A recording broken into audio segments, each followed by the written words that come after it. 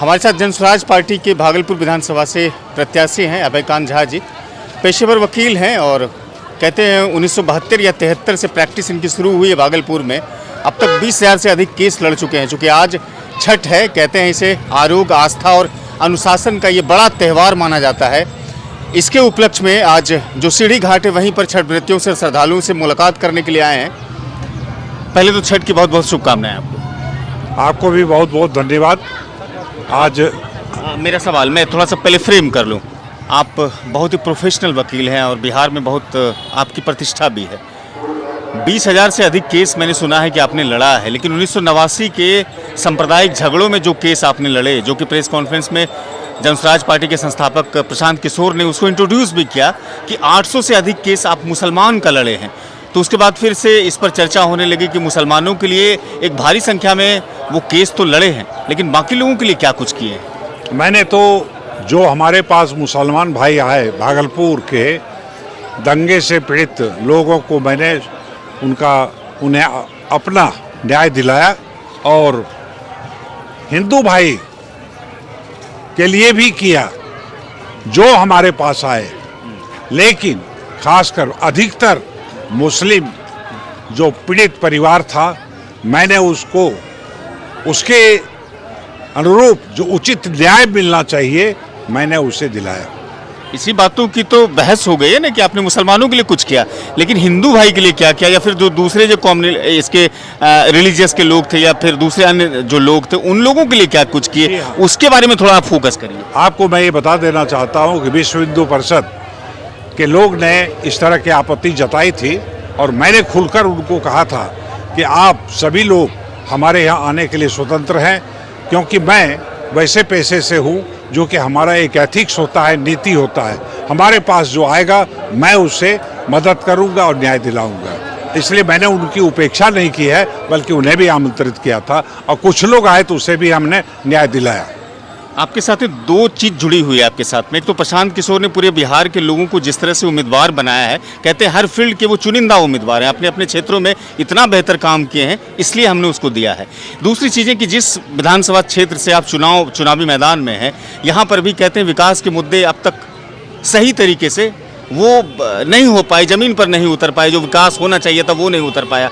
एक तो भागलपुर विधानसभा का जो एक दबाव होता है विकास को लेकर के, वो अब तक नहीं हो पाया, और प्रशांत किशोर जी की जो एक जिम्मेदारी आपके कंधों पर मिली है, तो ये भागलपुर विधानसभा और प्रशांत किशोर जी का जो कोलैबोरेशन रहा है आपकी उम्मीदवारी को चुनने को लेकर के, तो यहाँ के लोग ब्लूप्रिंट जानना चाहते हैं कि आप कितना उपयोगी हैं, उन लोगों के लिए क्या सोच के रखे हैं आप? प्रशांत किशोर जी की जो परिकल्पना है, उन्होंने पूरे बिहार में अपने स्तर से सर्वे कराया और उसके बाद उन्होंने जो उचित समझा उस तरीके से हमें उन्होंने आमंत्रित किया और हमें प्रत्याशी बनाया। जहाँ तक संभावनाएं हैं, तो संभावनाएं जो भारत के यहाँ भागलपुर के लोग खासकर जो आज तक अपनी समस्याओं से जूझते रहे, लेकिन किसी ने भी उनकी समस्याओं के बारे में कभी इस बात को सोचने के लिए कभी भी नहीं ऐसा सोचा कि भागलपुर की जो मूलभूत समस्या है उसका समाधान होना चाहिए।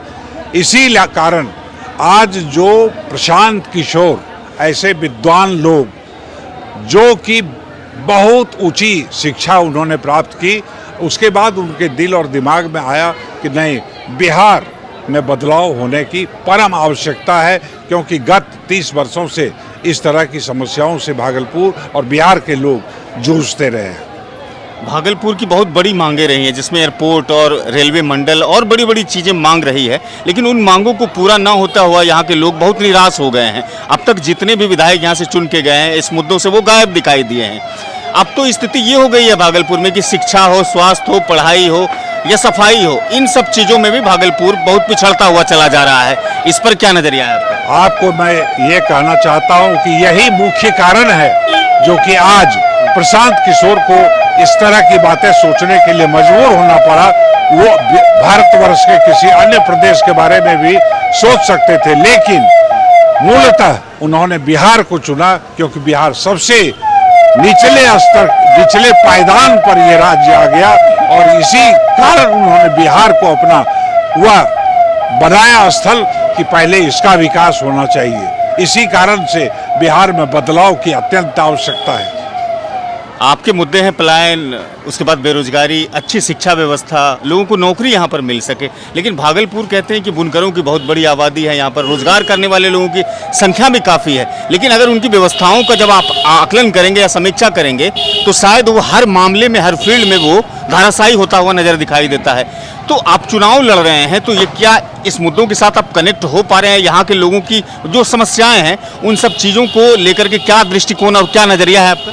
मैं इन सारी बातों के लिए बहुत पहले से जागरूक हूँ और प्रशांत किशोर जी की बातें सुनकर मैं बहुत प्रभावित हुआ, क्योंकि उन्होंने, उनके दिमाग में यह बात है कि भागलपुर एक सिल्क की नगरी कही जाती थी, लेकिन आज यहाँ के मजदूर, यहाँ के श्रमिक, यहाँ के बुनकर पलायन कर जाते हैं यहाँ से विभिन्न शहरों में, जैसे सूरत, महाराष्ट्र और गुजरात, पंजाब, हरियाणा, यहाँ के लोग चले जाते हैं और वहाँ से वे बच्चे जो यहाँ से जाते हैं मजदूरी करने के लिए, वो बच्चे रो कर आते हैं, क्योंकि उसका वहाँ पर कोई इज्जत और सम्मान उन्हें नहीं मिलता है।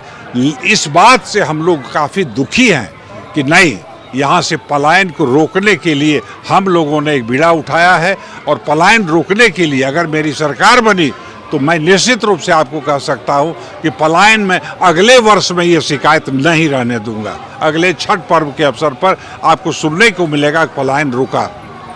चलिए, बहुत शुक्रिया, आपने समय दिया सिटीजन टाइम्स को, इसके लिए शुक्रिया आपका। धन्यवाद।